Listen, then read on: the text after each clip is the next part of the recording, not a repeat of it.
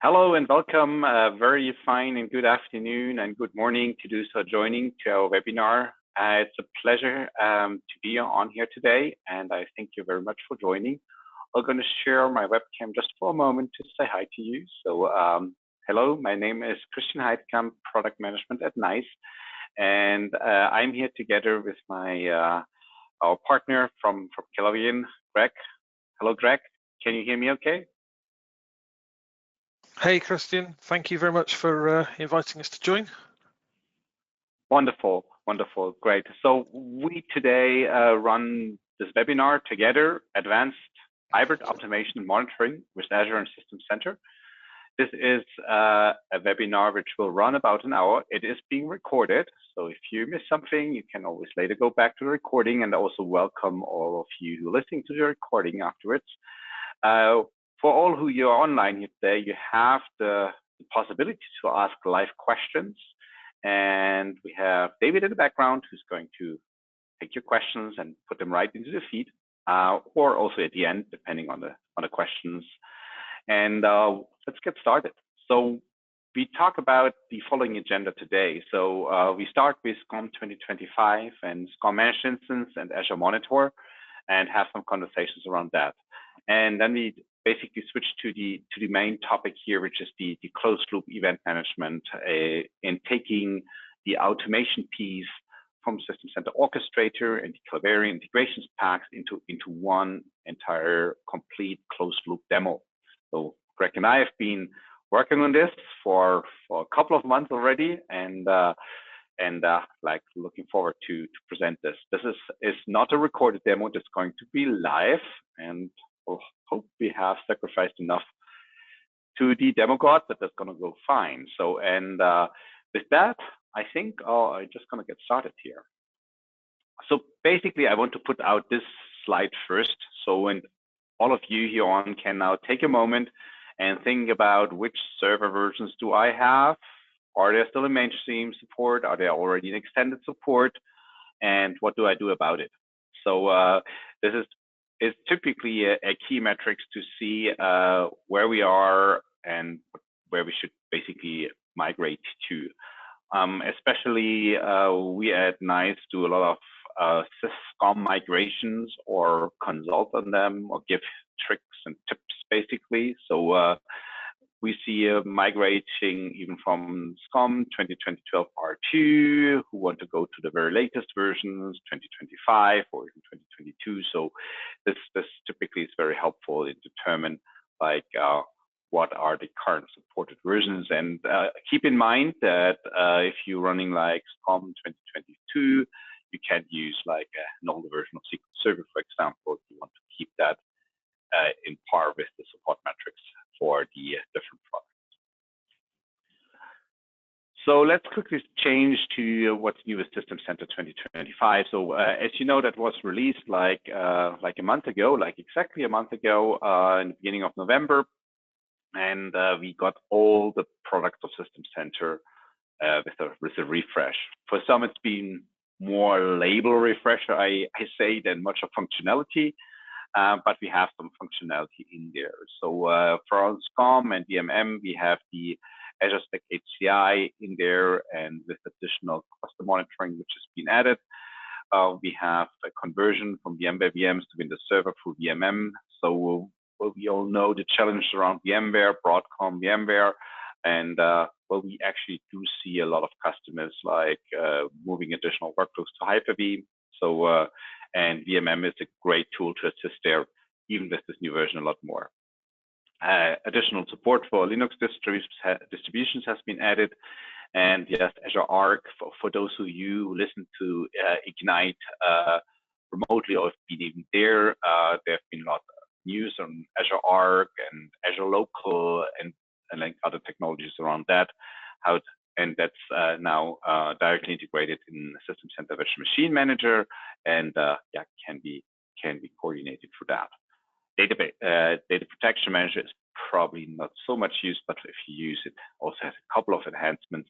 The last point on this list is the transport layer security. Obviously, 1.2 wasn't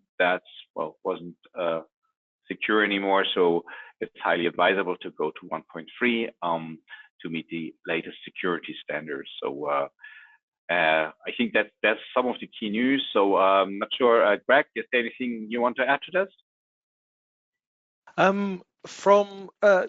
Absolutely, from the orchestrator side, they've done the same. So they've added support for TLS 1.3. They've also updated the .NET framework, leveraged under the covers in orchestrator to bring that up higher in 2025 to keep the ongoing support in place. So from a systems capability, that's the main things that they've added from orchestrator, along with adding in some fixes and other updates into the platform. Yes, great. Perfect. So I added the two boxes here at the bottom. So I think key important is we have mainstream support until 2029 and extended support until 35. Not sure what I'm going to do in the year 35. Not sure if you are, but it's still way out. So we got like really extended life span now of System Center with this release, and which helps to guard the investment into System Center environment we are doing and you are doing, and really helps to build on that further on. And as it's aligned to Windows Server, I'm very sure we see System Center as long as we see Windows Server. Windows Server has experienced more enhancements, additional things that have been added. I'm not going to cover this in details, but if you're interested, look at Windows Server 2025. We have installed in a couple of environments. It's been great to see new features coming in there as well.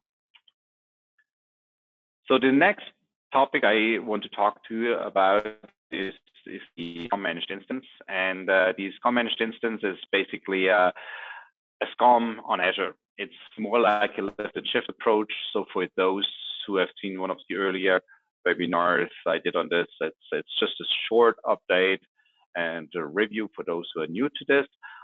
Basically, on the top side, we have the on-prem environment. So this is really focused on-prem. So because you have the part which you have today, like the domain controller, the Active Directory servers, you still require them. Even if it's like on Azure, you can't use it with Entra ID. Basically, you still have to use the on-prem, which is good because it at the same time gives you the complete hybrid integration, the options to monitor all your on-prem workloads, to do this monitoring basically here. Obviously, can also be in Azure, can be in the other clouds. It's really a multi-cloud solution from that perspective.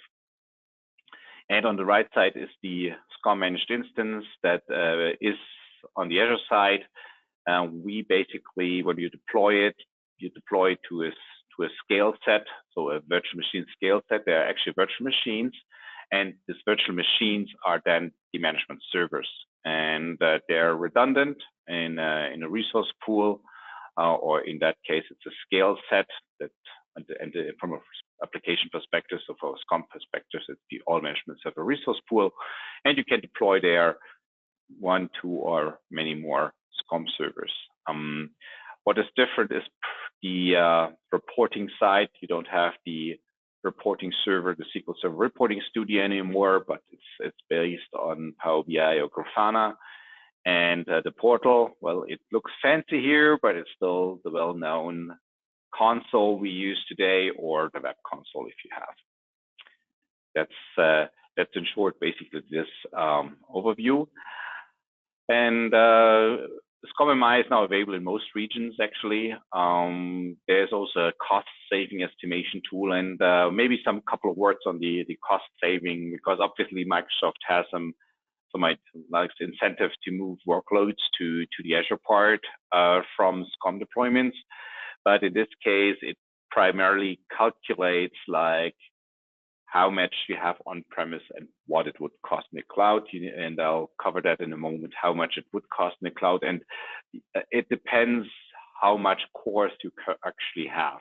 So it's, as the current model is typically core based, and the new model is basically instance based on the number of agents you deploy. And that's basically a difference where you can do cost savings, but in some cases might also be more expensive. So it can't be, there's no general answer to that. Then there's in preview the Grafana, Azure Managed Grafana to use this for dashboarding and Azure Workbooks.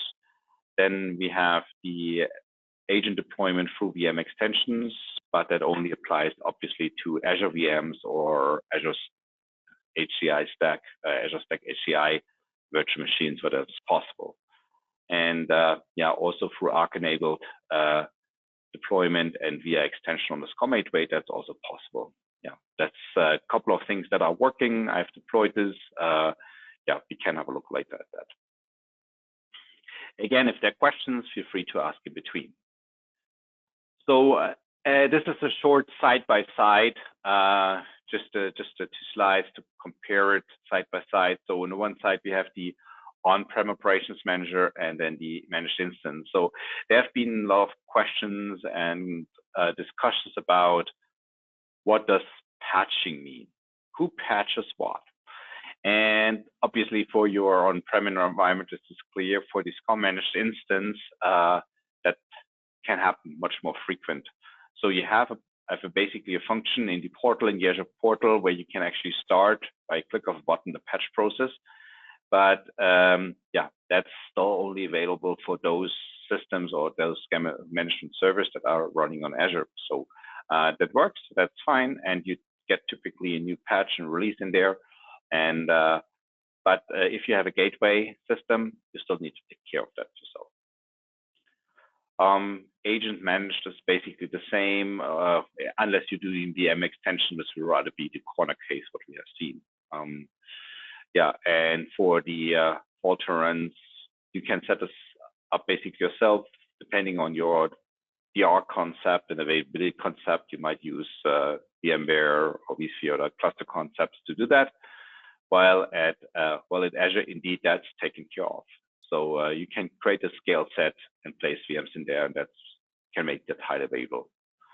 Yeah, and the optimization and scaling in the on-prem environment, this is basically your responsibility. And yeah, and this can, on the Azure environment, you have the option to scale on the portal automatically.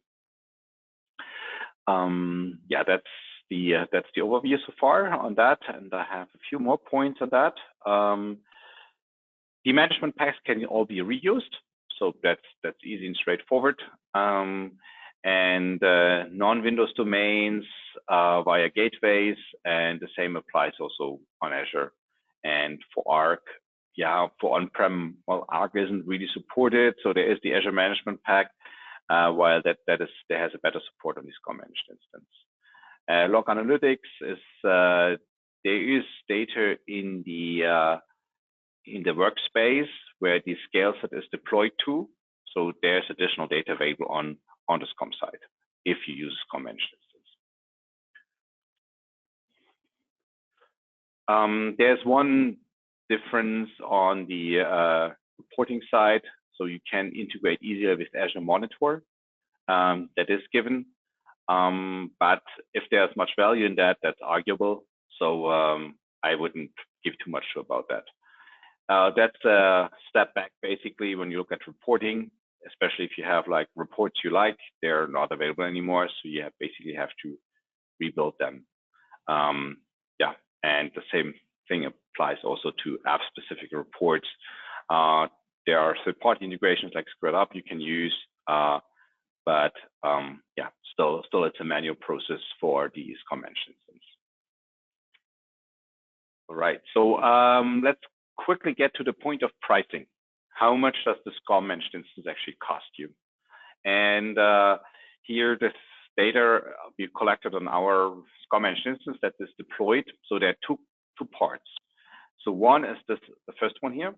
It is the SCOM managed instance per endpoint, basically where you deploy an agent to. So that's $6 per endpoint per month. It varies a bit by the regions, but it's roughly around that. And then you have the consumption cost, which is required for the SQL managed instance and for the virtual machine scale set. Here on the right side, this is the cost per day, broken down by the different areas. So you see the most expensive part is the SQL managed instance here. And then we have the virtual machines, storage, and then a couple of other things that count towards it. So we're looking around like a bit over 600 euro per month, plus the endpoints. So, and that includes all the licensing. That's basically all in there. So, so it really depends like what type of environment you have. And in some cases it might be cheaper, but again, also in some areas it might be more expensive. So this is the Grafana overview. So you have basically here alerts, priority, new alerts, you have top alerts and things like that. So you can create that as a dashboard I put together. So that it can be deployed using these steps. They're documented. So you will need to use the Azure Managed Grafana, which doesn't come for free. I didn't include it in that previous cost. So there's some additional cost that comes along for that. The third part I quickly want to mention is the Azure Monitor, because the Azure Monitor is also there, like how does it compare with the others? So the Azure Monitor is part of the entire platform of the Azure ecosystem. And well, if I ask anybody of you, do you have Azure Monitor? All of you probably should say yes, as long as you have anything like an M365 account, or if you have a subscription, there's always Azure Monitor underneath it. At least the logs and the metrics are in there. Other things might not be in there, and because the data are getting ingested there. One thing that is very helpful is the Metric Explorer, and that takes a look basically at the metrics.org and the log analytics to go into the KQL and the custom query language to do any queries on it, and then you can also take your data and bring it out. But it's a complete different approach, because it's basically on time series data or log data based, while in System Center we have basically an object model, as we all know, is the health service model, or the service model, which is kind of a CMDB based object that is discovered by the SCOM discovery. So we don't have anything like that, which obviously is a different process. So if you're looking from that perspective on Azure Monitor, it's not really able to compare it. And most customers have a very difficult time to change from one to the other. While if somebody creates a new application on the Azure platform, it's very, very ideal to store the logs and traces in log analytics and use them then there, and then also bring them together. One thing is it's still kind of weak is the alert and actions, because still have to define that. You have to pay for the alert. So that's really like a separate thing. And then, yeah, with Azure, you have all the integrations. So the integrations obviously don't work as easily with this SCOM managed instance. Yeah, but that is the quick overview of that. So we, from NiCE, update on that, we're integrating third-party applications into System Center Operations Manager, managed instance, or also Azure Monitor. So any of those workloads are currently supported. We recently added NetApp, so to monitor NetApp devices with System Center Operations Manager, also with Azure. All right, so this is basically a quick overview how a collection would work if you don't have SCOM. Because some people ask me the question like, how do I monitor like a vSphere environment without using SCOM, but still want to have the data in Azure Monitor?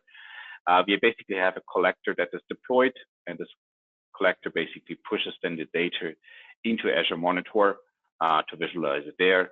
Same applies to Microsoft 365, where we have a client, a REST client that does the active monitoring of M365 and pushes the data into log analytics. So that's basically the second part. All right, so that was a quick run through about the monitoring part. And before we show some demo and some details, I would turn it over to Greg. It's your turn. Just let me know when you're okay. Thank you, Christian. So yeah, so with the monitoring, so what Christian's shown us is that how we can, in the Microsoft ecosystem now with the three tools of SCOM, SCOM MI, and Azure Monitor, we can actually pick up and report on issues and alerts within the system. But today, most people's process for actually creating incident tickets is still manual. So they're still manually raising and processing tickets. And even if they've automated ticket creation, they're still dealing with the remediation manually. So it works today, but it's very manual and it's far from smooth. What we want with the automation, come on, maps, is to actually supercharge that whole process. So what we're looking to do with what we've done with NiCE and with the automation is to actually hang an automation tool off the back of the monitoring systems, where we can actually pick up those alerts and deal with the diagnosis and remediation, so we can smooth out those lumps and bumps in the road and actually allow you to focus on only the alerts that need human intelligence applied, because we can actually deal with all of the standard alerts you're getting out, that you know what the issue is, you know how to diagnose them, you know what the first line fixes are. So have the automation run all of those steps and tasks for you so that you don't need to. And then you can focus on the key activities that you need to actually drive and manage the process. So the next part in the process is, within the system, we've got a number of tools. We've got Orchestrator. So Orchestrator is the on-premise automation tool that's part of the System Center suite. It's been around for a number of years. We've got 2016, 2019, 2022, and now 2025 is available. 2022 and 2025 are 64-bit platforms. So they've got an improved security posture, new web servers, and support out till 2034. Some of the challenges with Orchestrator is there's a small development team in Microsoft, so they've got a lot to do, and some of the updates take a little bit longer than people have got used to from a Microsoft point of view. There are potentially some new IPs coming with 2025, but there's nothing being officially released yet. The other tool within the Microsoft space, we've got Azure Automation. So Azure Automation is the cloud equivalent of Orchestrator. So as Azure Monitor is the cloud equivalent to SCOM, well, Azure Automation is the cloud equivalent to Orchestrator. So it's automation as a service, part of the Azure cloud. So you can support PowerShell and Python runbooks within that Azure space. We've got no-code, low-code graphical authoring. So similar to Orchestrator, there are over 800 vendor-supported integrations available that we can leverage within Azure Automation. And the nice thing about Azure Automation is it's got pay-as-you-go pricing. So you only pay while the automation is running. Slight downsides, the documentation is limited. Unfortunately, a bit like other Microsoft products, the documentation for Azure is limited. Microsoft's natural graphical runbook support is poor, but Kelverion have our own authoring engine that we can use to build and generate graphical runbooks that then execute within Azure Automation. So you've got a rich authoring engine provided by Kelverion that actually allows you to build and manage and operate runbooks the way you would do within Orchestrator. So that's the first two parts, and the final part in the puzzle is Azure Logic Apps. Now, Logic Apps is sort of halfway between Orchestrator and Azure Automation. It's an integration platform as a service. So rather than automation as a service, and this integration as a service. So it helps automate and orchestrate tasks and business processes. It's no code, low code. You can use triggers and actions to link together and construct a workflow. There are quite a few connectors available to link into different business applications and processes. You can use it, and in fact, ourselves and NiCE use it to schedule the execution of Azure automation runbooks because it has a much better scheduling functionality than is natively within Azure automation. So I can schedule things right down to once every second. Downside of Logic Apps, it's cloud only, so you can't do any on-premise execution. So there are certain workloads that it's ideal for, but replacing Orchestrator or Azure automation where you need to do on-premise, not its thing.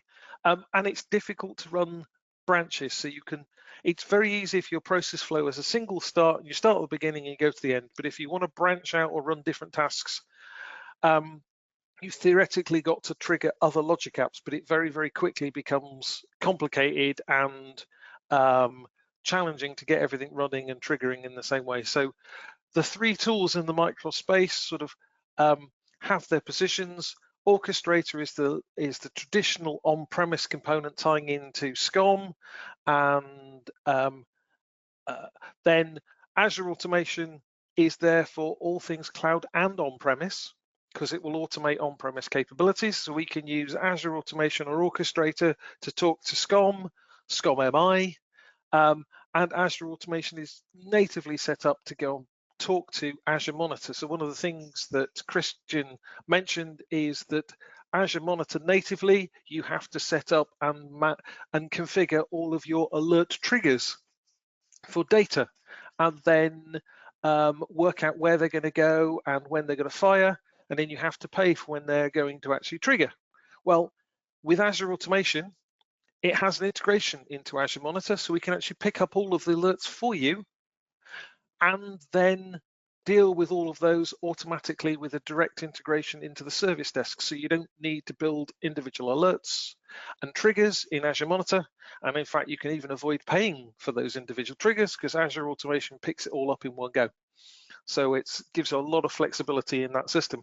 But how do you handle all of this together?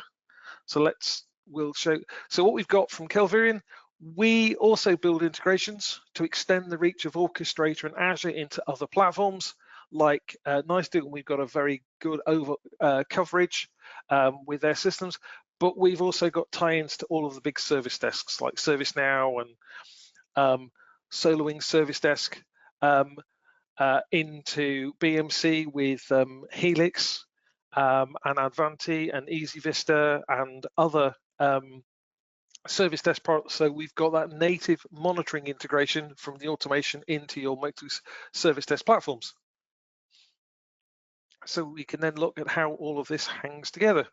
So what we're looking at from an automation point of view is what we call, the first part of it is closed loop event. So you've got your monitoring, you've got your estate, you've got your being monitored with SCOM or Azure Monitor or SCOM MI, and it's looking for new alerts. What we can then do is have automation monitoring the system for those alerts, and when a new alert is detected, it can look at a rules database that you've defined that says, for a given alert, where in the service desk should I raise this incident ticket? So which team should we be assigning that ticket to? And it will then go away and create that incident ticket using a Kelverion integration into the appropriate service desk, and we can set the priority and we can assign it to the correct team based on a set of rules. So it's then in there, and then we can go back to the monitoring and push out the incident ticket number. So from a monitoring point of view, you know a ticket got created, and here's the ticket number.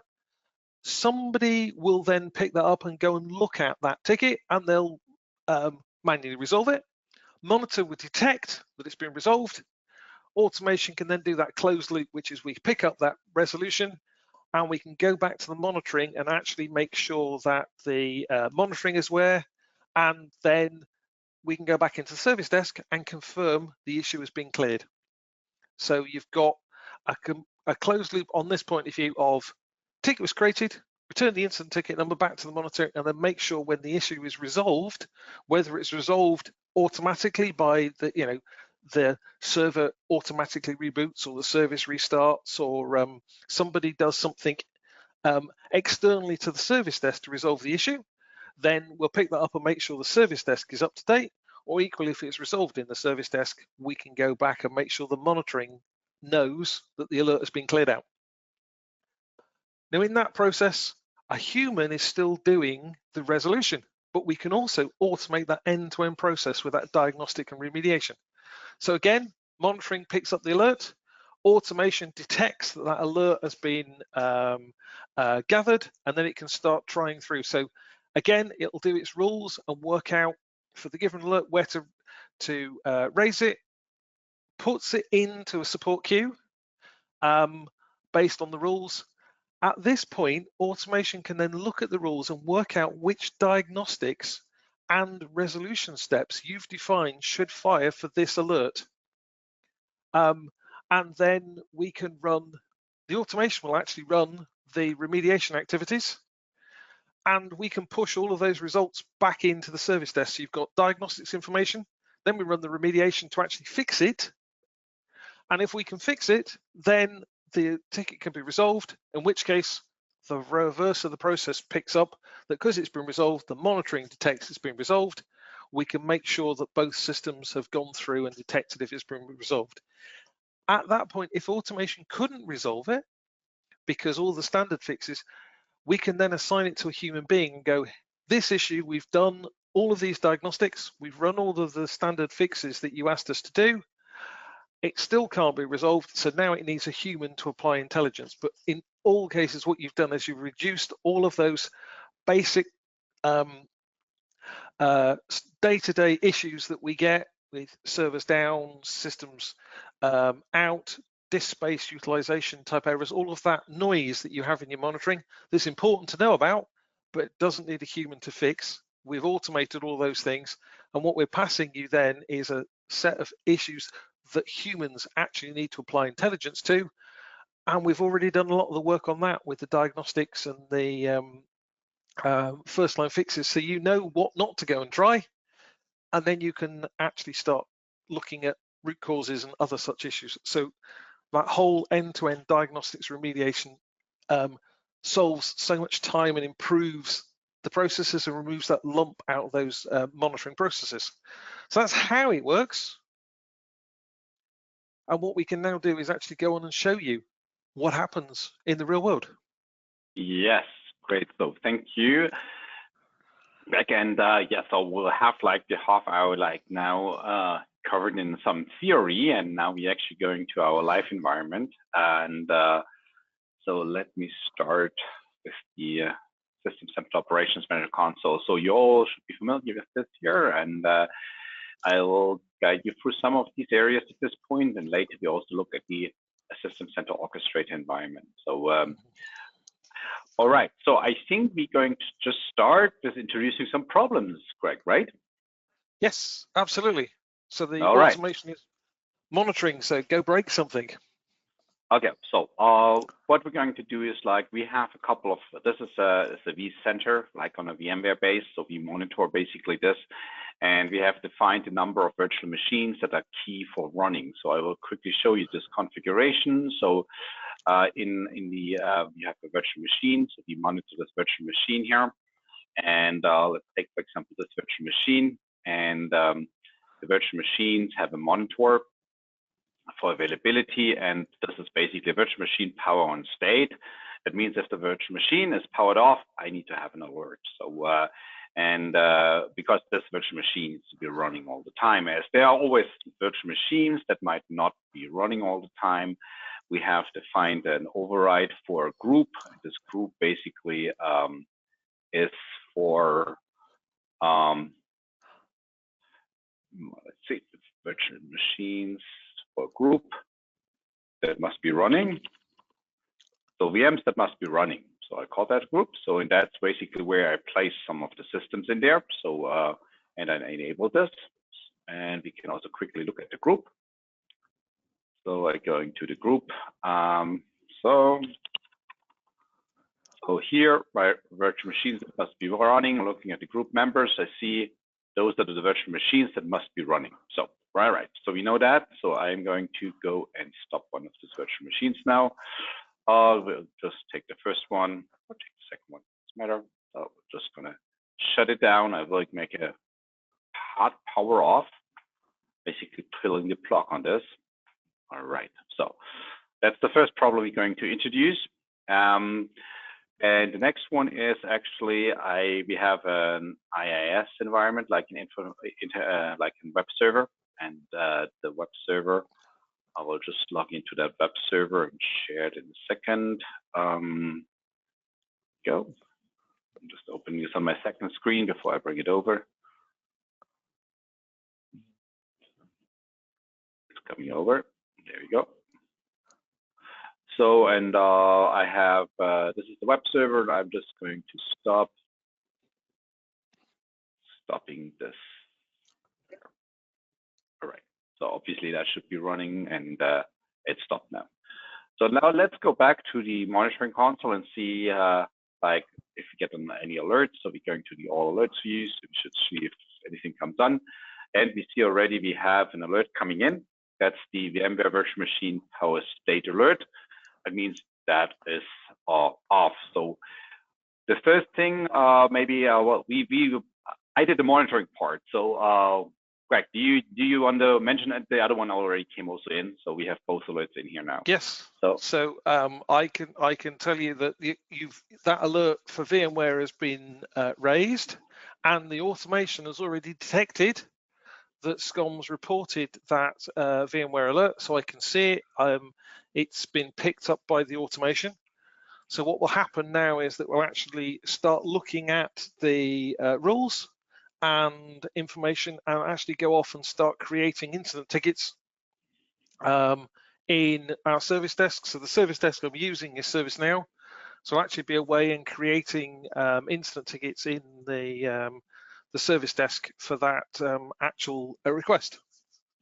So what I'm using is, in the background, I'm actually using Azure automation to detect that. So we're using Azure automation running in a true cloud and on-premise operation.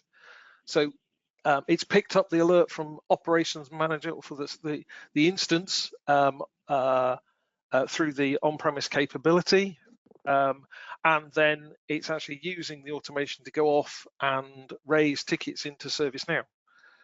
So it's busy. Yes. I've also, you should have a ticket number. A ticket number has been created, so any minute, any second now, ticket number should be appearing in Operations Manager for you, Christian. Yeah, I hope so for you. All right, yeah, that it comes in. So yes, this is you see on the right side already the ticket IDs from couple of other alerts you get in here. So we have monitoring of databases on here, Oracle is on here. A couple of the products we at NiCE provide for monitoring here are part of this, including the virtual machine monitoring. So we see down here, for example, we have a cluster with low space. So we have from the Exchange monitoring some items in here. Directory synchronization is for Entra Connect, and yes, now there we are. We've got the ticket numbers here actually now. So and what happens next now?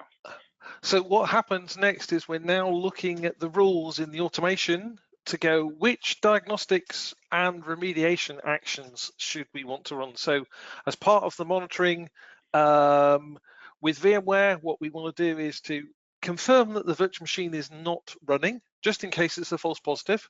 So we do first confirm that the issue is actually true, and then in the case of VMware, we want to restart it.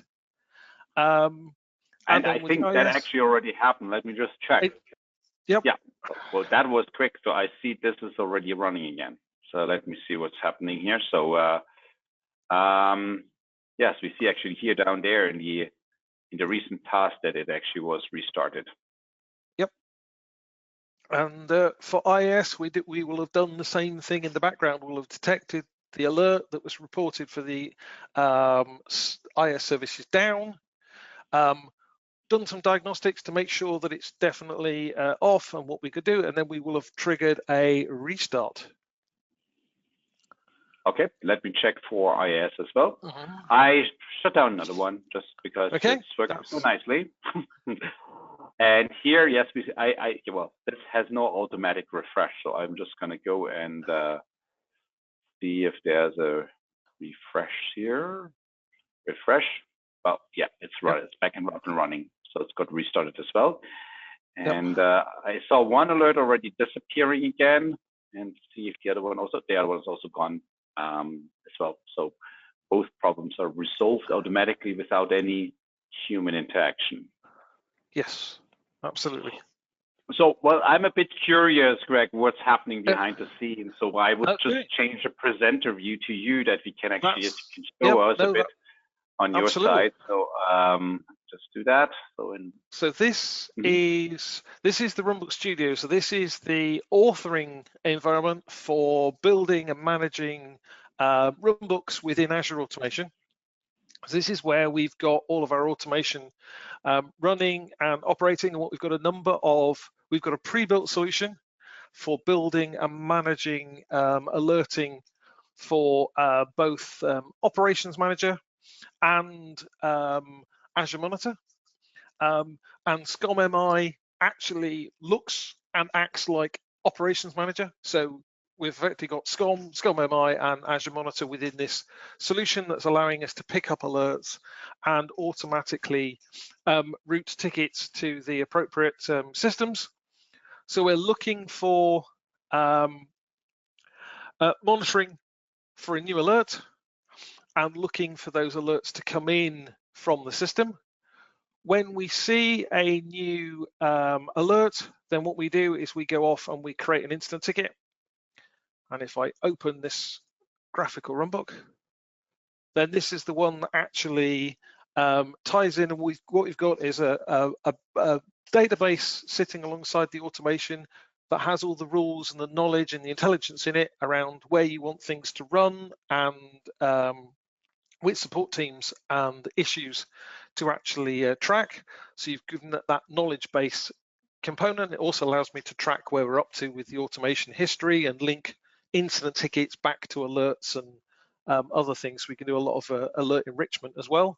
But this is the one that went off, picked up the information, got that enrichment data, and then created incident ticket in ServiceNow, pulled the information number back, and that's where we go off and then push that back to Operations Manager. But in the case of the diagnostics runbooks or the remediation runbooks that actually happen for a given issue, so the first thing we had was a virtual machine downtime issue. Well, this is the runbook that actually does all of the clever work for looking at a virtual machine. So we initialize it, we pull in some information, and as I said, we do some validation to make sure that actually the issue is valid. So some false positive things. So we, using the information that came in from the Operations Manager alert about the virtual machine that went off, the NiCE management pack tells me the virtual machine name. Now, VMware doesn't play in names, it does everything in IDs. So we go and use the API of VMware using an integration from Kelverion that pings VMware and says, here's the name, give me its ID. Having got the ID, go and get that virtual machine status. So if the VM is actually running, so it's a false positive alert or it's already done something, all we're going to do is update the information to go, problem's not an issue anymore. So we can resolve the alert and make sure that SCOM's cleared out the information. If it is definitely off, which is the case, we start the virtual machine, give it a few seconds, make sure that it's restarted, and only when it's restarted do we go back in and push through those updates. So that's how we go and do the virtual machine restart process. And we do almost exactly the same for IAS, but it's a little bit more simple because there's a few less things to go and validate. But we go off and pull the information out, and then to do things in IAS, there are PowerShell and some steps. So we've actually got a little bit of code that we can execute within a graphical runbook that says, go do these things with IAS to check the status and then restart an IAS service. So that's how we can go off and build and push all that information around, and the automation checks all those statuses, but it's also where we can go and build new runbooks and new capabilities within the platform. So Greg, quick question. Yes. Let me interrupt you. So like you said, Yes. you build basically. So for those who are on here and coming more from monitoring side perspectives, like, is that something that customer builds or that you from Kelverion build? How is that build process? Yes. So no, this is certainly something that customers can build. So it is a graphical authoring drag and drop framework. So we have a number of within Azure Automation, you're using commandlets. So PowerShell is the underlying framework, so you can use PowerShell commandlets. There are lots of them. Any PowerShell module that is up on the PowerShell gallery, you can use within the framework. There are over 800 vendor-supported modules, so they come from Microsoft and Cisco and HP and Dell and other vendor ones. There are supported platforms from people like ourselves at Kelverion with other add-ons into systems that things like ServiceNow and SQL and VMware and other service desks. There are about 16,500 integration modules up on PowerShell Gallery, but a lot of them are unsupported open source type of stuff. So generally, I avoid those ones. I use the vendor supported ones to tie in. So there's a huge amount of stuff that you can do, not just with Microsoft and Microsoft products, but there are also vendor supported integrations from Amazon and Google and things. So anything you can do in the Amazon cloud, we can automate from within the Azure Automation and the Notebook Studio. And if I want to build something, I just take a commandlet and I drag it onto the screen. And then I start configuring it. Perfect, thank you. So, yep. So that's how you build it. So for a customer to get started, we've got some pre-built solutions and things that get them going with automation. We can provide you training, whether that be NiCE and helping you out with SCOM or SCOM MI or Azure Monitor training. We can provide you training on Orchestrator or Azure Automation. And that gets you going. And then as a customer, you take on that automation, and then you can go and build and create any automated processes you want to do. Because the thing with automation is once you start, you keep going, because the more you automate, the more benefits you get. So we work with NiCE to enable you as the customer to be successful with your monitoring and your automation. All right, perfect. So did we get to the event, the final step when you close the event again? It should have done. Okay, let me actually share my screen again. So yep. Switching back here now. I've got a ticket.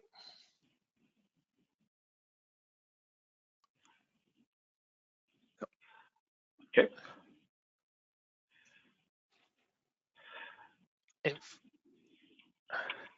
Possibly the second box. Yeah, the second box you raised may not have done an automatic remediation because the power state you generated was a different, because the box that you restarted isn't managed by your other that's monitoring. Correct. That's so I've picked up the fact. Yep. So I've picked up that it was a failover, but you generated a different type of alert. So currently, I don't have a rule for auto remediation for that type of alert. Well, that's perfectly fine because we didn't define that. Very good. Yep. So that's this one here, the alert VM alert failover, where we moved it basically to a different cluster. Yep. Okay, great. But that is what we've done. Is we've raised a ticket, we've put it to the right team to say here it is.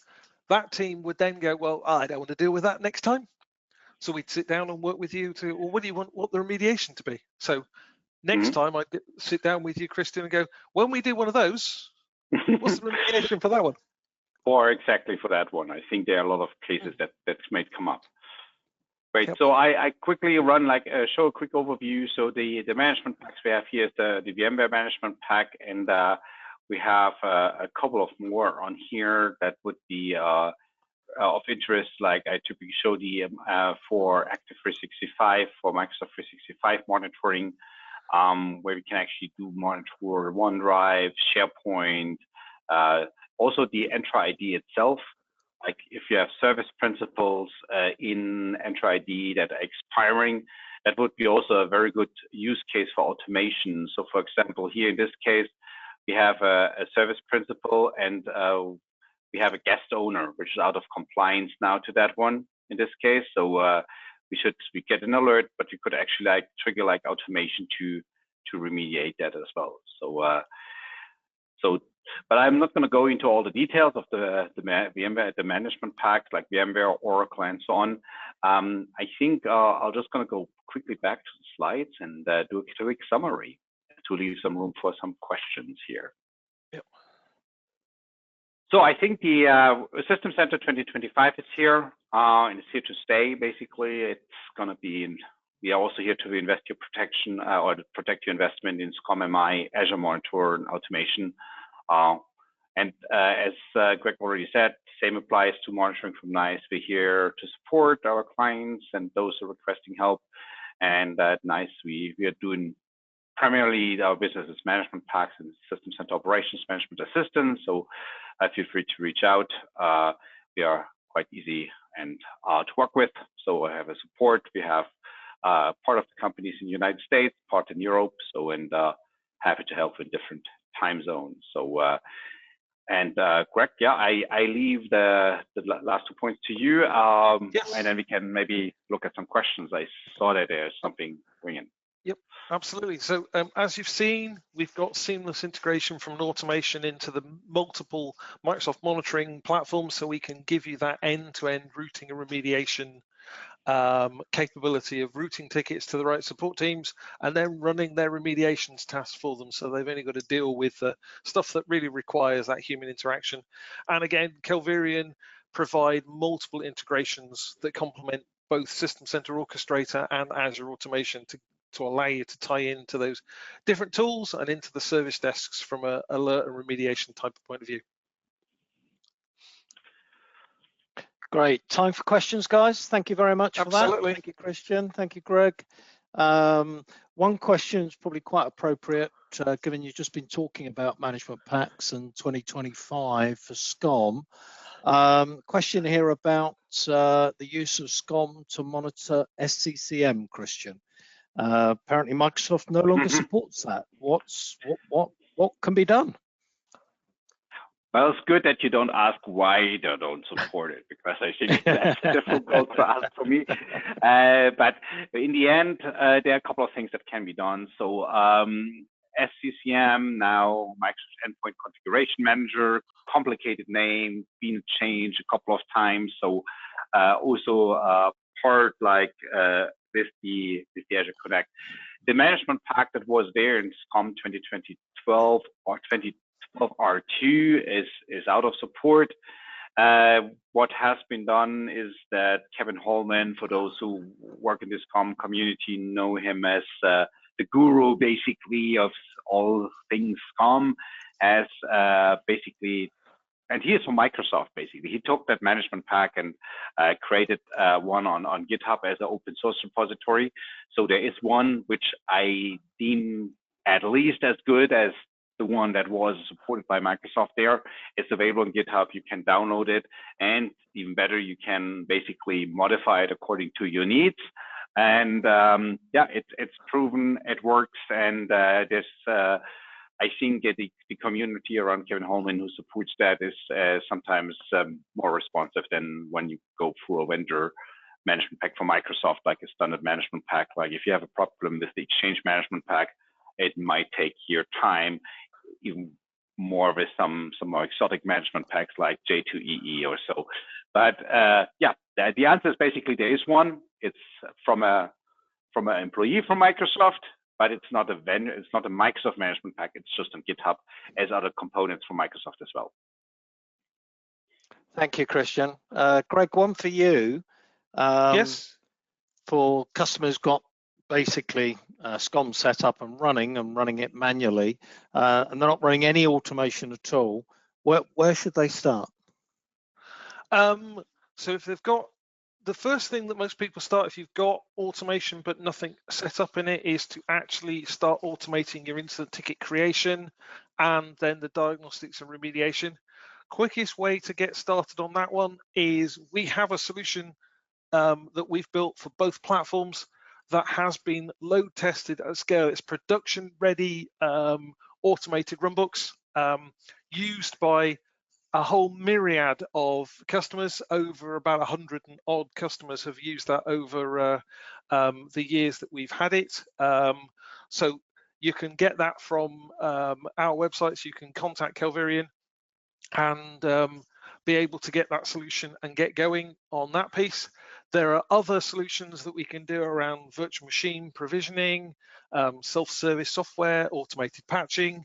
So if you'd like to know more about how to get going, then do contact us and we can get you going. But we have solutions that will jumpstart your automation deployment and implementation. Thank you. Let's bounce back to you, Christian. What's the best option to monitor VMs in Azure? Ooh, in Azure, yes. Well, there are a couple of options, like depending a bit who you ask, right? So if you ask Microsoft, there's probably say VM Insights. VM Insights is part of Azure Monitor and comes basically, is deployed when you deploy a virtual machine on Azure. But the big one is like, if you at the same time have an AD that integrates with that, or if you have like a federated application that has like a database sitting on-prem. So you probably want to monitor like just from a business service perspective, and you need to monitor the database on premise or in another cloud and in Azure. Like, how do you bring these two things together?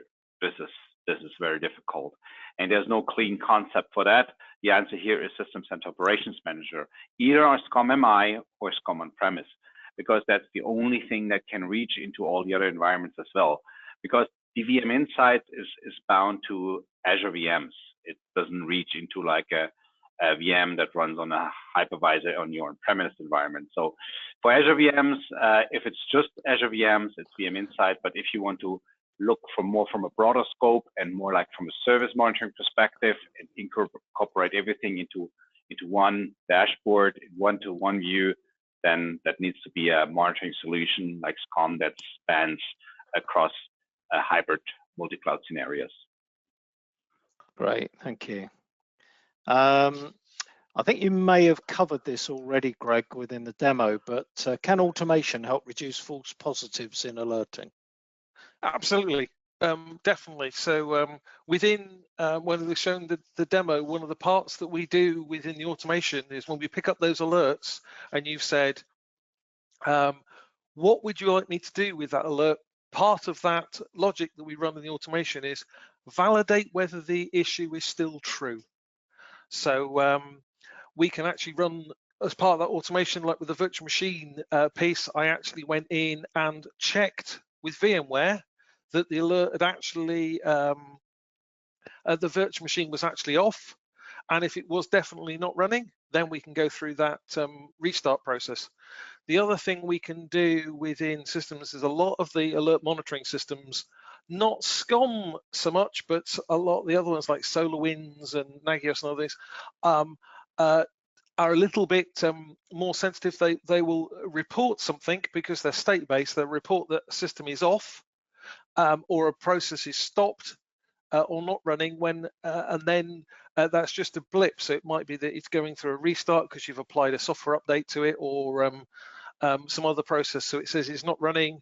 And then if you wait a minute or so, then it'll come back and say the alert has actually been cleared. So within the automation, we can actually put logic in to go, before you go start running diagnostics and raising incident tickets, give the system a couple of minutes just to actually clear out anything that was just a flap. So went down, I picked that up, wait a couple of minutes, see if the monitoring system actually clears that alert out automatically. You see that, we see that with customers in SCOM, particularly when they're monitoring disk space utilization. They'll get an alert on late on a Saturday evening about disk space utilization. Well, that's when the automated patching kicked in, or the patching process kicked in, and it just downloaded a whole load of patches from Microsoft and chewed up a load of disk space on the C drive while it was downloading and processing patches, and then it deletes them. But while it was processing them, it's eaten up disk space, so it throws a disk space error, so we can handle that and within the monitoring, so you don't actually create incident tickets for things that aren't valid. Great. I think we're at time or just over, guys. So I'd like to thank you for sharing those insights this morning. And thank everybody on the call who joined and anyone who's been listening after the event.